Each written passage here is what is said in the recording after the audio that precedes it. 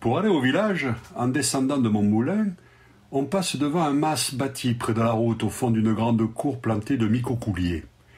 C'est la vraie maison du ménager de Provence, avec ses tuiles rouges, sa large façade brune irrégulièrement percée, puis tout en haut la girouette du grenier, la poulie pour hisser les meules, et quelques touffes de foin brun qui dépassent.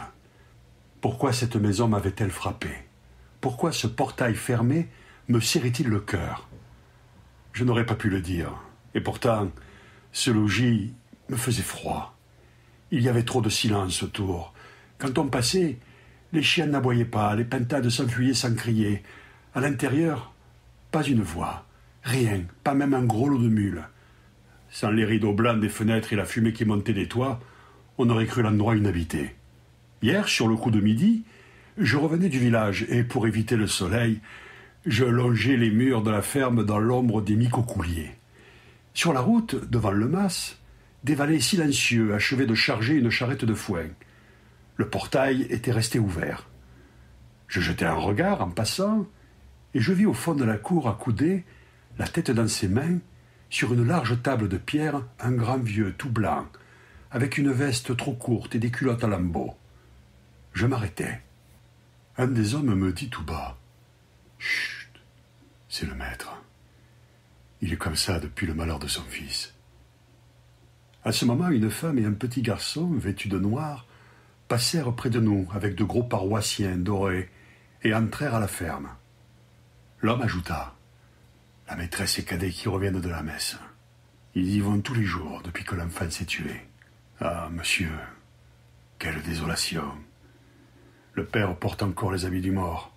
On ne peut pas les lui faire quitter. » « Tiens, la bête !» La charrette s'ébranla pour partir.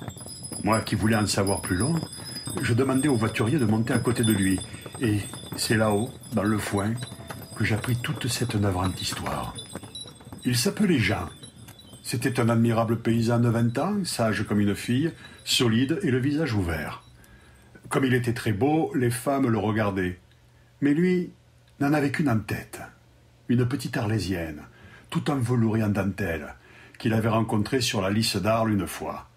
Au mas, on ne vit pas d'abord cette liaison avec plaisir. La fille passait pour coquette, et ses parents n'étaient pas du pays. Mais Jean voulait son Arlésienne à toute force. Il disait: « Je mourrai si on ne me la donne pas. » Il fallut en passer par là. On décida de les marier après la moisson. Donc, un dimanche soir, dans la cour du mas, la famille achevait de dîner. C'était presque un repas de noces. La fiancée n'y assistait pas, mais on avait bu en son honneur tout le temps. Un homme se présente à la porte, et d'une voix qui tremble, demande à parler à maître Estève, à lui seul. Estève se lève et sort sur la route. « Maître, » lui dit l'homme, « vous allez marier votre enfant à une coquine, qui a été ma maîtresse pendant 2 ans. Ce que j'avance, je le prouve. Voici des lettres. Les parents savent tout et me l'avaient promise. Mais depuis que votre fils la recherche, ni eux ni la belle ne veulent plus de moi.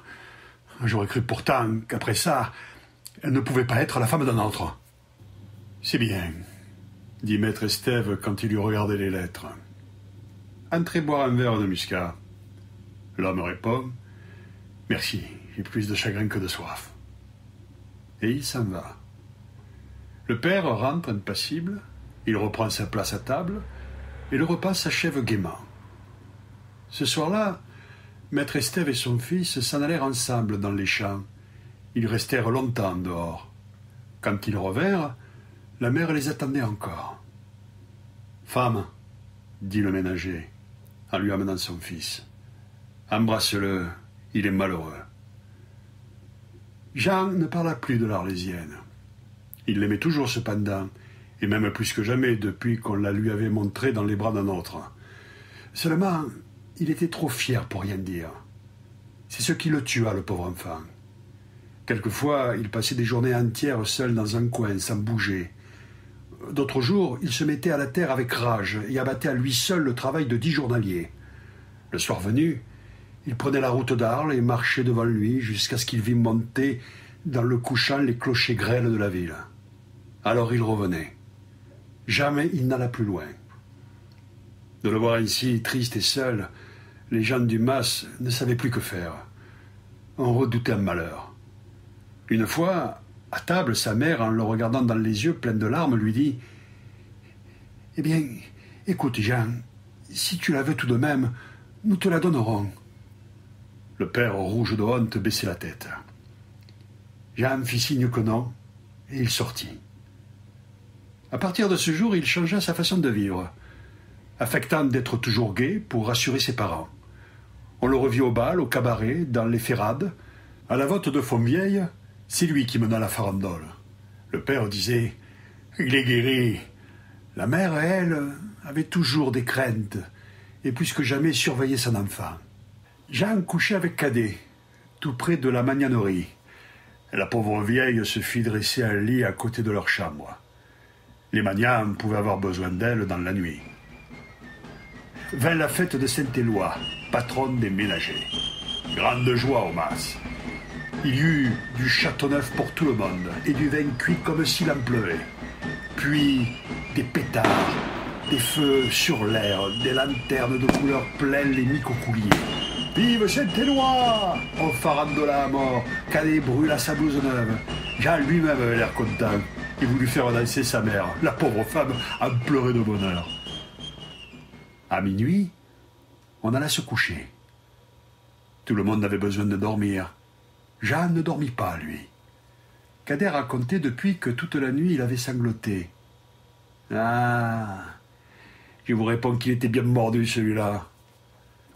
Le lendemain, à l'aube, la mère entendit quelqu'un traverser sa chambre en courant. Elle eut comme un pressentiment. « Jean, c'est toi ?» Jean ne répond pas. Il était déjà dans l'escalier. « Vite, vite !» La mère se lève. « Jean, où vas-tu ?» Il monte au grenier. Elle monte derrière lui. « Mon fils, au nom du ciel !» Il ferme la porte et tire le verrou. « Jean, mon Jeannet, réponds-moi, que vas-tu faire ?» À tâtons, de ses vieilles mains qui tremblent, elle cherche le loquet. Une fenêtre qui s'ouvre, le bruit d'un corps sur les dalles de la cour, et c'est tout. Il s'était dit, le pauvre enfant, « Je l'aime trop, je m'en vais !» Ah, misérable cœur que nous sommes. C'est un peu fort pourtant que le mépris ne puisse pas tuer l'amour.